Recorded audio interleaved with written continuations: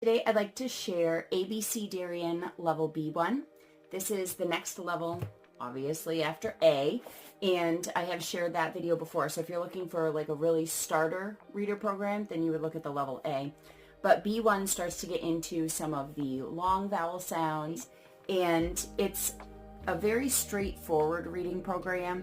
There's not a lot of extra frills. He does give suggestions of simple games that you can play with your kids to make the concepts more understandable or just more fluent, but it's really straightforward. It's similar activities in this book. You're using letter tiles, and there's spelling and reading included. It's a lot of breaking the words apart, so it's very phonetic. No sight words. He doesn't even believe in the phrase sight words. Like, he really breaks it down for people. So I really like it. I think it's a great program. I think it's a better fit for maybe an older child or one that doesn't have reading disabilities, although the way it's set up is very structured. So somebody with reading disabilities like dyslexia or something can definitely learn from this program, but it moves along at a good pace, so they might need something slower. One of my sons definitely has trouble on that line, and so I have used ABeCEDarian with him, and he's done great with it, but I also felt like he needed just more and more practice. So I'm doing other programs with him now, more as a review than anything, but just to get the fluency up. It does come with one reader book, which is Aesop's Fables, and these are great little stories, great content. And the level B1 is really focusing on long vowel sounds, and I really like how he breaks it up into, here's the different ways that we make the long O sound, for example, and then it'll show you different ways to spell it, so the kids are learning how to spell the long O sound, what it looks like, how to read it in words, real words and made up words, so they're just sounding it out. They can't guess based on context. So I really, really like this program, and I'm using it with two of my sons right now, and like I said, with my third son I did use it, and but I'm just using other stuff as a review right now. So let's take a look inside. Time for a real page turner.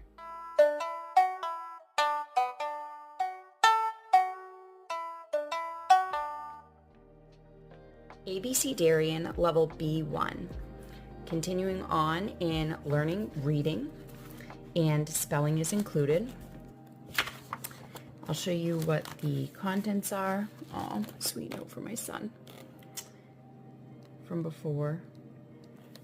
It has lots of instruction in here for you as the teacher too. Not just what to do, but why you're doing it.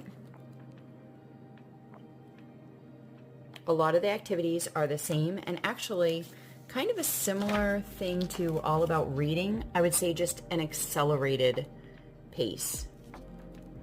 So not as much of the little kid cutting and pasting, but more of moving along through it. All right, and here they also have the phonetic code that you would be using. Quick start guide. So you're reading about that, but then understanding the task, he really gets into it. This is that curriculum that I found at the homeschool conference. I got to meet the author of it, and you could tell that he just loves words. And I was like, there's somebody that I want teaching my kids how to read. So it's set up really, really straightforward. I don't always love when there's a separate teacher's manual, but you can see this thing is thin and the student workbook is thin, and so it's not overwhelming to me.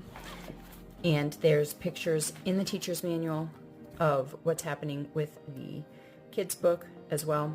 So like, for example, here, they would put their letter tiles out on the page, and then you would have them spell these words. Some of them are real words, some are nonsense words, but they're always just changing one sound at a time. So what you would say to your kid is, all right, write the word grip with your tiles. Now change one sound to go from brip to brop. And so they call it turtle talk, where you can sound it out even slower if they need that sort of help. Brop. This is where it's important that you understand exactly what the sounds of the alphabet are. Like P, we want to say P, not Pa. Things like that. Or the vowel sounds. Make sure that your E is definitely an eh, not some other odd sound. So just make sure that you're up on that. You can look up YouTube videos or whatever you need to do for that. And then, so there's different activities like that one that repeat. Each chapter they're going to be learning, or I guess they call them units. Each unit they're going to be learning a certain amount of sound. So like here it's the O sound. These are all different ways that we spell the O sound. So here he would do that spelling chain, and then there can be reading chains too, which is this very similar. Here's the reading chain list. So I would take his letters, I would spell them out, and then he gets to sound them out and read them. Then here he's reading them. Again, that's that reading chain list. So here it's written out. Sometimes you do it with the tiles, just depends. Now here, learning this O sound, so we're sounding them out. You can see there's some spaces between the different sounds. So it makes it really easy for them to see, oh, the SH sound is one sound, shh, and OW says, oh, shh, oh. So they're sounding out. Then over here, practicing, okay, what are the ways that we spell the O sound? Here they're circling the different sounds in the words that they're learning. Then they're going to be reading across the line, reading across the line. And if they have trouble or take time to sound it out, then we'll go back over that one, like B, O, okay. What makes the O sound in boat? O-A. That's right. O-A makes the O sound in boat. And just by that repetitive, by the time, these are the exact same words in each line. So by the time we get to the bottom line, they've got it. And if they don't, then I save it for the next day and we go through that same process. Here it's filling in from those same words, what one is the correct one for the sentence. And then at the end of the unit, I give them a sticker, or when we start it really, I guess. They get to do a sticker before we move on to the next sound.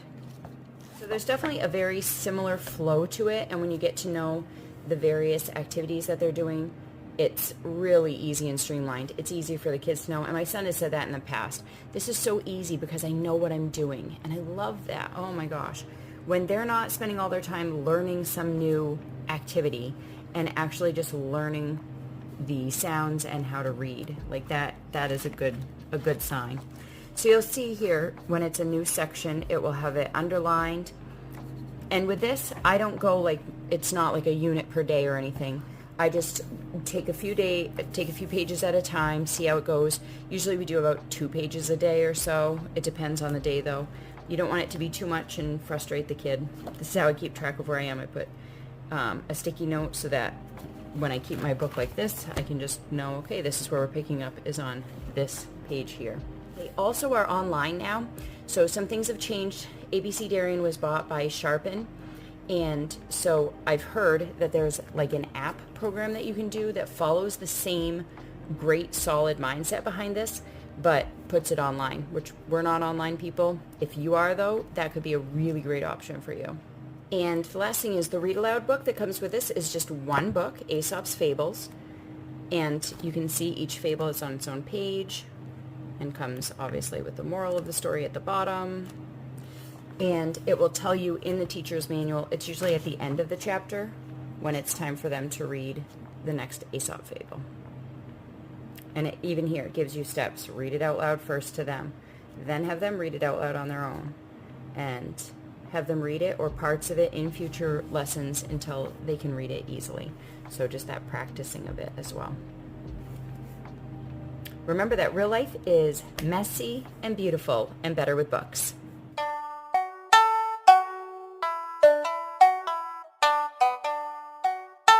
This obviously comes after level A. Specific games to play.